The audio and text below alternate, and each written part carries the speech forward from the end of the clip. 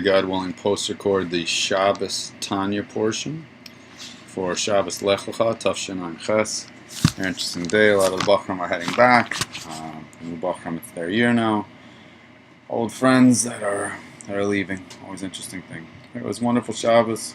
Let's make God happy. As always, learning to bind ourselves to God, pledge to get haste and redemption. Getting into some pretty intense spiritual stuff. Wondering basically how could it be that the revealed part of Torah was considered the tree of knowledge, the tree of good and evil, and while the esoteric part of Torah was considered the tree of life. How could it be? The introduction from Chayenu says, the purpose of our Torah study and performance of mitzvahs is to redeem and elevate the godly sparks that have fallen into our world. Therefore, our Torah study is supposed to be in the deliberation and argumentation of the law, thus releasing the good energy back to its source. To know how to deal with tricky spots, God forbid, you have to learn a lot of Torah. Then you know how to handle those spots and bring light into those spots.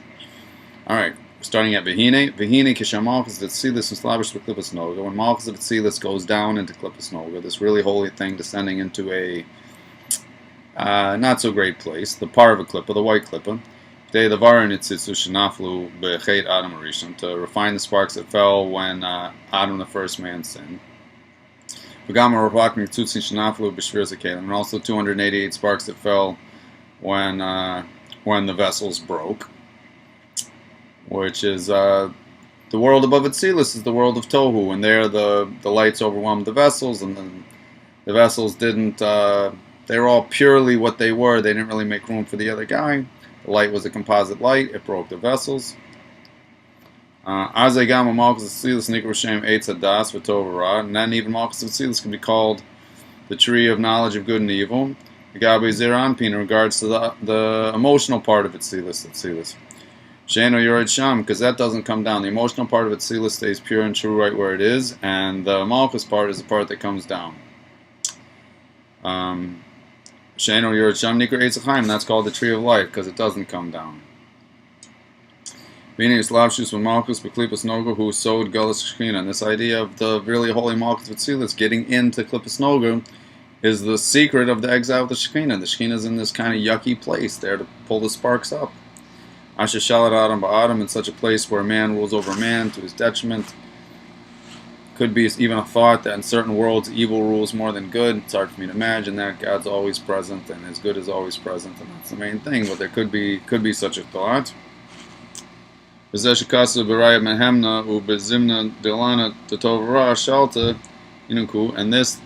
when it says in Raya Mehemna, the part of the Zohar that Moshe Rabbeinu wrote, well, the tree of good and evil dominates the world. Then I'm reading with all the notes. Then the sages who are liking the Shabbat and festivals, because they're really pure holy guys, they only get what they get from the unlearned. And it was Mana Gullus Shechina at the time when the Shechina's exile, when Malchus Atzilus is brought down to Klippus Noga, She Mishpas Litzonium Shem Klippus Noga, to give a shpah to Litzonium that they're also Klippus Noga. She Erev Rav, and the Erev Rav Yunikim Misham. So not only does Malchus Atzilus come down here to refine the sparks, it also comes down to give life to the Parva Klippa, to the things that could go either way. Like a computer, it could be the most powerful thing in the world, teaching Torah on the internet, or it could be, you have to fill in the other side of that statement. So Malchus Atzilus comes down and gives life to all those things: the table, the chair, all the Parva things. Umetsamsin Nuzunin Talmid Chachamim Megalis, and from this distilled essence, the Torah scholars are nourished during exile.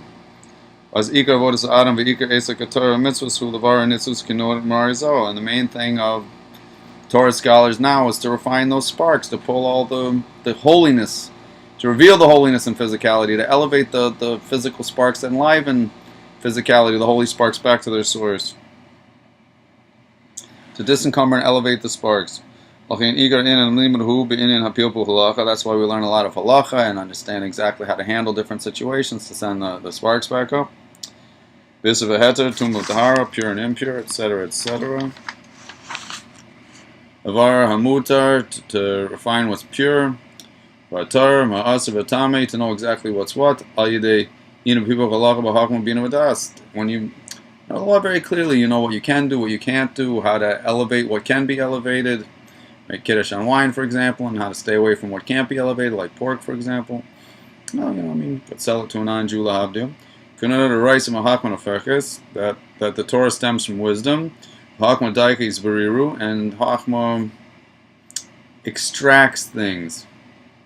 The only way to extract something is through wisdom, and not only wisdom that's predicated on the fear of God, on awareness that all that exists is Him. Final Hachma Yilad Etzilus, talking about the supernal wisdom of Etzilus, where it's kind of the way God looks at things. And Mubeshus Malchus Etzilus, which is clothed in Malchus of Etzilus. God's perspective as it's clothed in the kingship aspect. Talking very much about David Amelech's. It's interesting. The mimer from the Tzedek, meaning Amelech from Derek Matzosefa, pointing king. What made David so special? That kingship went through him forever and ever. So he had the special wisdom to know how to conduct the nation, to give everybody exactly what they needed spiritually and physically, perfectly according to their composition, tailor-made needs. So this supernal wisdom, this way God thinks, the way it's enclosed in Malchus, the way He conducts the worlds.